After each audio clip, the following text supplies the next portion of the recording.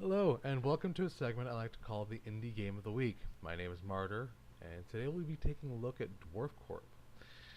Indie Game of the Week, this is where I find a project or they contact me and I play their game, finding those gems in the rough, basically. Kind of those little obscure games that maybe people don't know about, most of the time on Steam Greenlight. And perhaps give them a little bit more exposure and hopefully do a good enough job to make people want to play their game, because these games are amazing, but they just need a little bit more exposure or a little help to get them going. Now, DwarfCorp is an RTS-style voxel game with a massive Empire dose injected into it. It has a lot of Sims qualities to it. It's not only just an RTS, but I don't want to say like Civ, because Civ is very in-depth. This is a little bit more simplified than Civ, but at the same time, not as it's more complicated than just your basic RTS. It is being developed by Completely Fair Games and is currently up on Kickstarter and Steam. There will be a link in the description and at the end of this video for you to go and click that and give them your support, which I highly suggest that you do. They have really good ideas here. Now, what you're looking at is completely a prototype and bare bones of this project. But the reason I believe this game is so amazing is that the idea and concept behind it are so fun.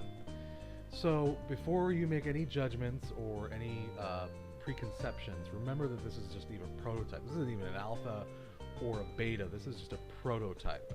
This is just they made this just to show people what their idea was and hopefully get enough attention to get their project going.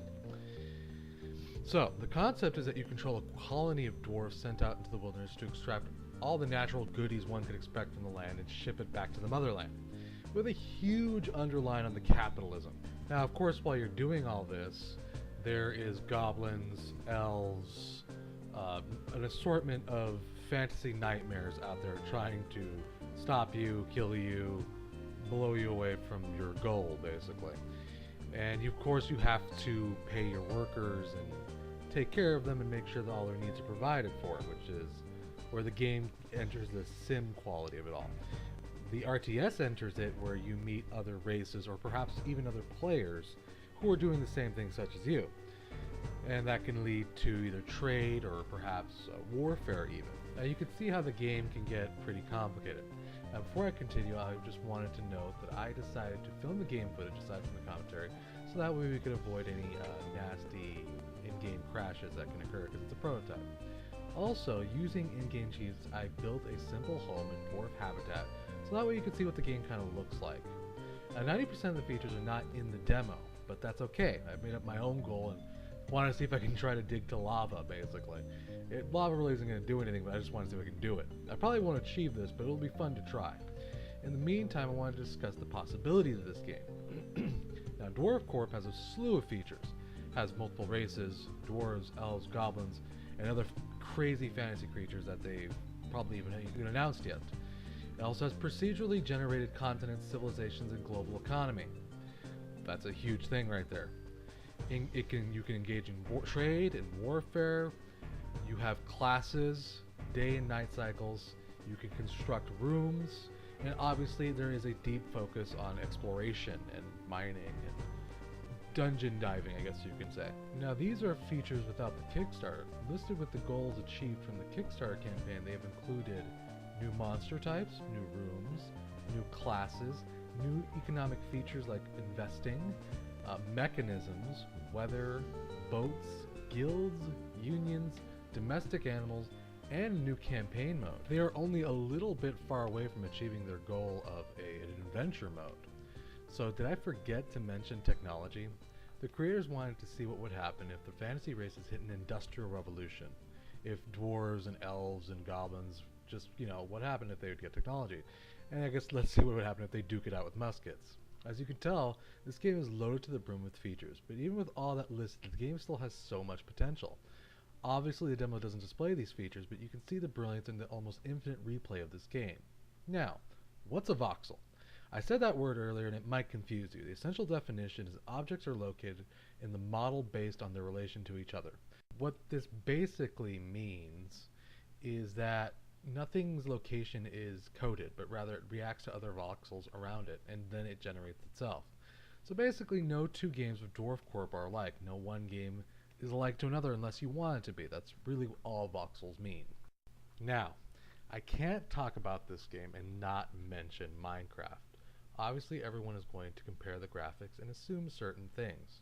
And to an extent, that isn't a bad thing, but I want to point out the difference between this and Minecraft.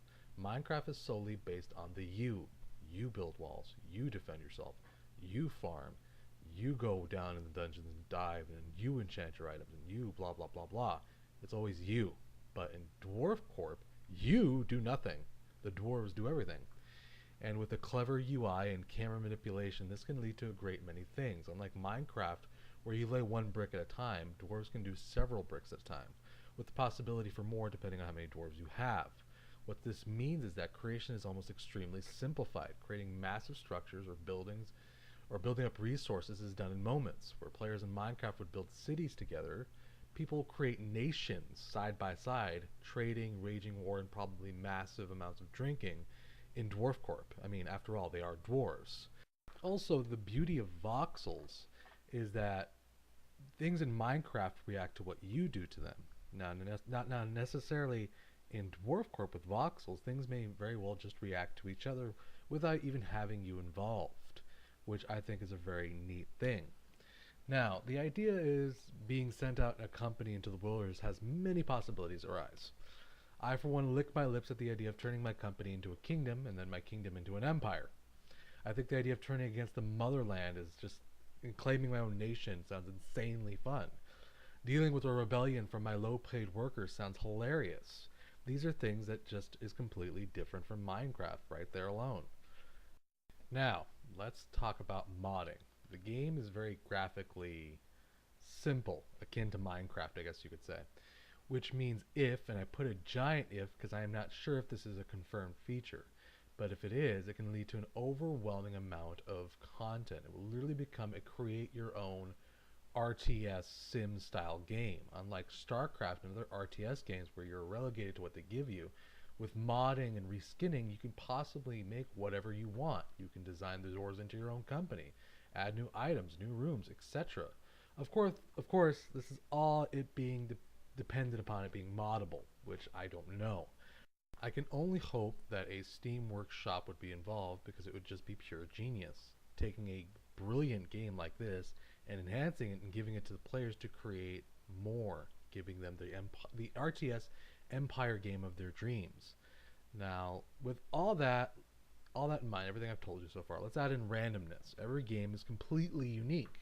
Throw in players, you got Dwarf Chaos, or perhaps a strategic game of chess. Imagine 5 dwarf companies competing or aligning themselves against one another for control of land, of pockets of ore. You get the idea. Did I whet your appetite yet? With elves, goblins, and God knows what lies beneath the surface, you have a game that can be played infinitely almost, if you like RTS games. Add in different biomes with different challenges, monsters, and treasure, and I already can't wait to get my hands on this game. Now, with that in mind, each terrain is randomly generated, which includes those enemies inhabiting it. You could be exploring and run into a massive kingdom of goblins. The next time you play, it could be a tiny camp of elves with massive amounts of treasure to plunder. It has a lot of randomness that could happen. Now, let's move along. I want to talk about one key word, which is capitalism. That word has a lot of implications behind it. The systems of governments involved in this game and the Sims aspect, the empire, make this game even more complicated. I mean, what do dwarves do? They dig, they drink, they comb their beards. Elves love trees and natures and forest animals, and goblins, well, I guess they just like to smash stuff. Put just 2 of these races side by side, and you got a messy political scene. Maybe a rogue dwarf company has broken up and started worshipping a strange deity. Will you wipe them out, try to barter with them, or just plain ignore them? Of course, if you ignore them, that might just come to bite you in the arse later, but you get the idea. The sim aspect to the game is alone enough to keep me entertained for months. Paying my workers, trading with the homeland, and maximizing my gains sounds so fun. Add in all these other elements and you have an amazing game. I hope I have managed to convince you how amazing this game is, and its possibilities could be endless. there's very few things I really kind of want for this game. There's a couple of things. Modding being the number one thing I want. I think that would take this project and bring it to a whole other level. A literal create your own RTS game. It would enhance the community, bring it to a Minecraft-esque level, if you will, if the game is moddable. I think they should include a Steam workshop, and that would not only give it back to the players again, but it would also simplify creating and then adding it to the game itself. Another feature I'd love is being able to revolt. What if I don't want to work for my motherland? I mean, why should I send my hard-earned goods home? After all, if we've learned anything from colonization, is that sometimes it backfires, especially when you throw capitalism into the mix. In the end, though, of course, all this is in the developers' hands. I think they have a dynamite idea and deserve your support. They need your help, though, to make that happen. So please go click on their Kickstarter, upvote them on Steam. You won't regret it. I would like to thank them for making this prototype and, of course, giving permission to film it and commentate on it. My only last question about DwarfCorp, and I think this is by far perhaps the most important question, is will the dwarf women have beards? It's very important. This has been Indie Game of the Week, DwarfCorp.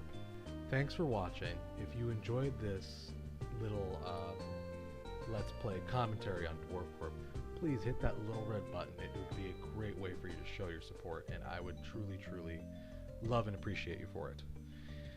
So, thank you again, and see you next time.